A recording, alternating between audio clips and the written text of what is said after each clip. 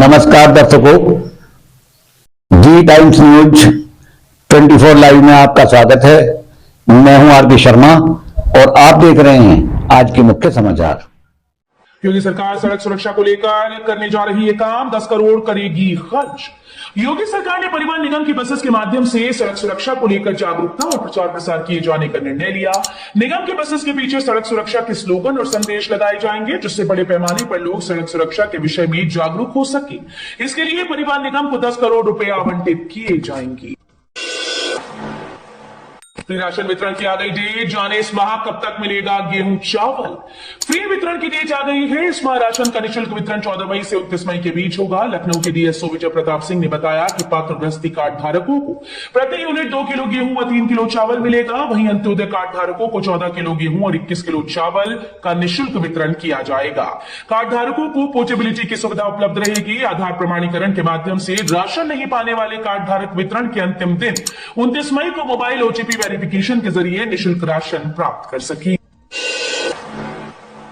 अब मोबाइल की तरह रिचार्ज करने पर मिलेगी बिजली। जिले में लगेंगे 4.5 लाख प्रीपेड मीटर। रीवैम्प योजना के तहत 4 चरणों में बरेली जिले में 4.5 लाख स्मार्ट प्रीपेड बिजली मीटर लगाए जाएंगे। विद्युत निगम ने इसके लिए सर्वे शुरू करा दिया। शहर में 1.40 लाख और देहात क्षेत्र में 3.10 लाख स्मार्ट मीटर लगाने का लक्ष्य है। पहले चरण में शहरी क्षेत्र में स्मार्ट मीटर लगाए जाएंगे। पिछले वर्ष शहर में 57,000 उपभोक्ताओं के यहां स्मार्ट मीटर लगाए गए थे। इनमें बिलिंग और मीटर जंप होने जैसी शिकायतें आने लगी तो काम रोक दिया गया। नए सत्र में रोहिलखंड विश्वविद्यालय से इंजीनियरिंग में डिप्लोमा कर सकेंगे विद्यार्थी। रोहिलखंड विश्वविद्यालय नए सत्र में इंजीनियरिंग डिप्लोमा कोर्स शुरू कर रहा है। 1 वर्ष का यह पाठ्यक्रम सभी 6 तकनीकी विभागों में संचालित होगा। All India council for technical education की ओर से इसके लिए अनुमति प्रदान कर दी गई। वहीं अब छात्र इलेक्ट्रिकल इंजीनियरिंग विभाग से एमटेक भी कर सकेंगे। यूनिवर्सिटी में ग्रीष्मकाश घोषित। अलीगढ़, हाथरस, एटा और कासगंज के डिग्री कॉलेज रहेंगे बंद। राजा महेंद्र प्रताप सिंह राज्य विश्वविद्यालय में ग्रीष्मावकाश की घोषणा हो गई। 18 से 30 जून तक विश्वविद्यालय से संबद्ध महाविद्यालय बंद रहेंगे। अलीगढ़, हाथरस, एटा, कासगंज जिले के महाविद्यालय राजा महेंद्र प्रताप सिंह राज्य विश्वविद्यालय से संबद्ध हैं। विश्वविद्यालय के कुल सचिव डॉक्टर महेश कुमार ने बताया कि कुलपति के आदेश पर विश्वविद्यालय के संबद्ध महाविद्यालयों में 18 मई से 30 जून तक ग्रीष्मावकाश रही।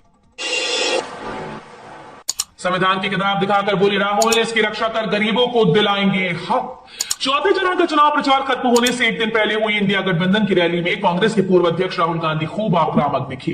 केंद्र की सरकार और प्रधानमंत्री नरेंद्र मोदी पर खूब हमलावर रहे। भाजपा पर संविधान को खत्म करने की साजिश रचने का आरोप लगाकर बोले कि ऐसा नहीं होने देंगे। संविधान की किताब दिखाकर बोले हम इसकी रक्षा करेंगे। चौथे चरण का चुनाव प्रचार थमा। आज सुबह बूथ के लिए रवाना होंगी पोलिंग पार्टी। 13 सीटों पर चुनाव। यूपी में चौथे चरण के मतदान के लिए चुनाव प्रचार शनिवार शाम से थम गया। इस चरण में यूपी के 13 सीटों के लिए 13 मई को वोट पड़नी है। प्रदेश के मुख्य निर्वाचन अधिकारी नवदीप रेणवा ने बताया कि उत्तर प्रदेश में लोकसभा चुनाव के चौथे चरण की 13 सीटों और डदरौल विधानसभा उपचुनाव के लिए पोलिंग पार्टीज आज रविवार को रवाना होंगी। सीएम योगी बोले ये चुनाव राम भक्त और रामद्रोहियों में से एक को चुनने का। चुनाव प्रचार के अंतिम दिन उन्नाव के रामलीला मैदान में आयोजित जनसभा में मुख्यमंत्री ने सपा पर जोरदार हमला बोला। सपा के राष्ट्रीय महासचिव प्रोफेसर रामगोपाल यादव के राम मंदिर को बेकार बना होने के बयान पर कहा कि क्या किसी मस्जिद को कह सकते हैं कि गलत बनी है। इन्हीं की पार्टी के लोगों ने राम भक्तों पर गोलियां चलवाई थी। राम मंदिर पर हमला करने वाले आतंकवादियों के मुकदमे भी वापस लिए थे। प्रयागराज बनारस के बीच 130 किलोमीटर की रफ्तार से चलेंगी ट्रेन। रेलवे के मिशन रफ्तार के तहत प्रयागराज से बनारस के बीच इसी वर्ष ट्रेन की अधिकतम रफ्तार 130 किलोमीटर प्रति घंटा हो जाएगी। अब इस रूट पर वंदे भारत आदि ट्रेन की अधिकतम रफ्तार 110 किलोमीटर प्रति घंटा है। रेलवे अफसरों का कहना है कि यहां 130 की रफ्तार के लिए आधारभूत संरचना से जुड़े कार्य किए जा रहे हैं। मोहद्दीपुर असुरन 4 लेन के लिए अगले महीने शुरू होगा काम। मोहद्दीपुर से असुरन चौराहे तक 4 लेन निर्माण के लिए टेंडर प्रक्रिया अंतिम चरण में है। जून में ओवरब्रिज से लेकर असुरन तक निर्माण कार्य प्रारंभ हो जाएगा। हालांकि रेलवे क्रॉसिंग पर ओवरब्रिज का निर्माण कार्य अभी विलंब से शुरू होगा। सड़क चौड़ीकरण से देवरिया और कुशीनगर की तरफ से आने जाने वालों के लिए मेडिकल कॉलेज की राह आसान हो जाएगी। वहीं असुरन पिपराइच 4 लेन और पादरी बाजार 4 लेन का भी मोहद्दीपुर तक सीधा जुड़ाव हो जाएगा। ग्रेटर नोएडा अथॉरिटी गांव के विकास कार्यों पर खर्च करेगी 200 करोड़, लोगों की बदहाली होगी दूर। ग्रेनो अथॉरिटी अपने एरिया में स्थित गांव के विकास कार्यों पर 200 करोड़ का बजट खर्च करेगी। ग्रेनो अथॉरिटी ने इसकी कार्य योजना तैयार कर ली। आचार संहिता समाप्त होने के बाद निविदा जारी कर विकास कार्य शुरू करा दिए जाएंगे। साथ ही गांव में साफ सफाई का अधिकारी मौके पर जाकर निरीक्षण करेंगे। बारिश से पहले नाली सड़क आदि कार्य पूरा कराए जाने का लक्ष्य रखा गया है। गोरखपुर में वायु प्रदूषण पर लगेगी रोक, नगर निगम ने खरीदा ऐसा हथियार, पेड़ों को भी मिलेगी संजीवनी। वायु प्रदूषण पर नियंत्रण के लिए नगर निगम ने 9,000 लीटर पानी क्षमता की कैनन युक्त 2 वाटर स्प्रिंकलर खरीदे। 1.20 करोड़ लागत के दोनों मोबाइल वाटर स्प्रिंकलर गोरखपुर आ जाएंगे। कैनन लगा होने की वजह से इनसे 20 से 25 फीट दूर तक पानी का छिड़काव किया जा सकेगा। इससे शहर में धूल मिट्टी से होने वाले प्रदूषण को रोका जा सकेगा। ग्रेटर नोएडा वालों को गर्मी में मिलेगी राहत। गर्मियों का मौसम आते ही बिजली घंटों तक गुल हो जाती है, कई बार ट्रांसफार्मर फूक जाते हैं। इसकी वजह से शहर में लोगों को भयंकर गर्मी के साथ लाइट की समस्या से भी जूझना पड़ता है। ग्रेटर नोएडा और आसपास के रहने वाले लोगों को जल्द बिजली कटौती से राहत मिलने वाली है। अब शहर और ग्रामीण क्षेत्रों में बिजली की सप्लाई में सुधार किया जाएगा। इसके लिए 4 नए पावर प्लांट तैयार किए जा रहे हैं। ये पावर प्लांट जुलाई से चालू कर दिए जाएंगे। योगी बोले, कांग्रेस सत्ता में आई तो देश का हित करेगी। सपा ने राम भक्तों पर चलाई थी गोलियां।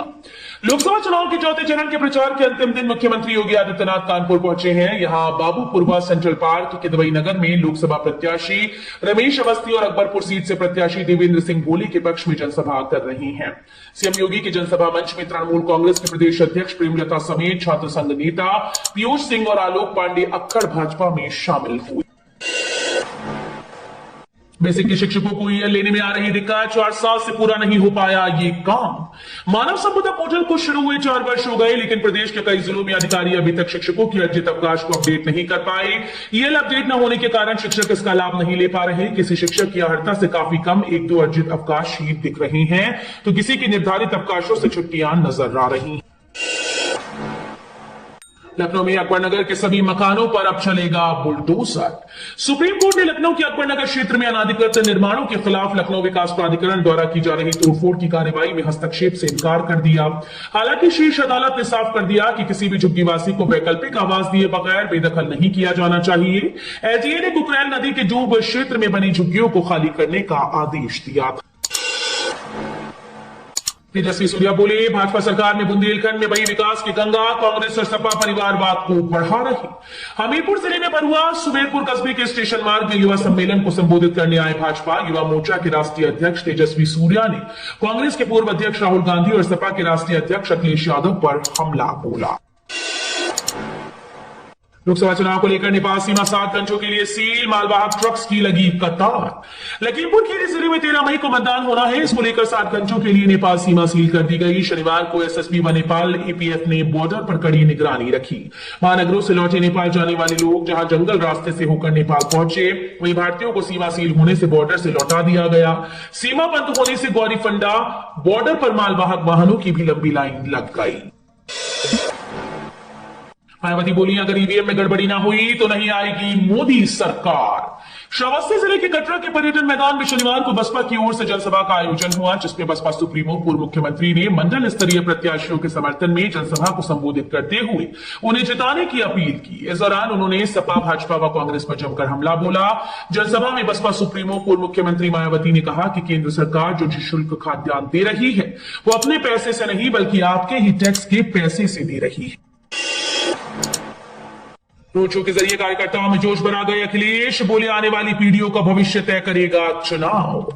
लोकसभा चुनाव 2024 को लेकर जिले में 4थे चरण के तहत 13 मई को मतदान होना है। शनिवार को प्रचार के अंतिम दिन समाजवादी पार्टी के राष्ट्रीय अध्यक्ष व कन्नौज से पार्टी के प्रत्याशी अखिलेश यादव ने रोड शो किया। बिदूना के भगत सिंह चौराहे से एरबागतरा तक के 16 किलोमीटर के रोड शो में जगह जगह भीड़ देखकर उन्होंने कार्यकर्ताओं में जोश भरा।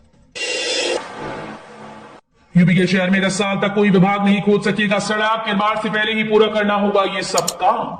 मुख्यमंत्री green road infrastructure development scheme के तहत बनाई जाने वाली सड़कों को अगले 10 साल तक कोई भी विभाग किसी काम के लिए नहीं खोद सकेगा। ऐसे में सड़क निर्माण शुरू होने के पहले जगजमा गड्ढे आदि खोदने का काम पूरा कर लेना होगा। सीएम ग्रिड सड़कों के निर्माण को लेकर नगर निगम सभागार में आयोजित संबंधित विभागों के अधिकारियों की बैठक में urban road infrastructure development authority के डिप्टी सीईओ अरविंद कुमार जैन व कंसल्टेंट जाना अर्बन फाउंडेशन के प्रतिनिधियों ने यह जानकारी साझा की। बसपा के मूल वोटर्स को तोड़ने में जुटे अखिलेश यादव, बनाया प्लान बी।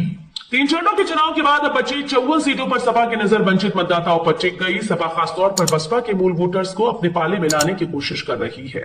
सपा अध्यक्ष अखिलेश यादव ये संदेश देने की कोशिश कर रहे हैं कि बसपा व भाजपा मिलीभगत कर चुनाव लड़ रही हैं। दिल्ली सीएम केजरीवाल को अंतरिम जमानत मिलने पर हाथरस में जश्न, बटी मिठाइयां। न्यायालय द्वारा दिल्ली के मुख्यमंत्री अरविंद केजरीवाल को अंतरिम जमानत दिए जाने पर इंडी गठबंधन के नेता कार्यकर्ताओं ने आगरा रोड स्थित शहीद स्मृति पार्क पर एकत्रित होकर नारे लगाते हुए जश्न मनाया, मिष्ठान वितरित किया। 5 जिलों के 300 लकड़ी कारोबारी आए रडार पर, अब राजकर की जांच टीम जांचेगी दस्तावेज। मुरादाबाद मंडल के 5 जिलों में 300 लकड़ी कारोबारी राजकर की जांच एजेंसी के रडार पर आ गए। ये कारोबारी बोगस फर्मों से खरीदारी करते हैं।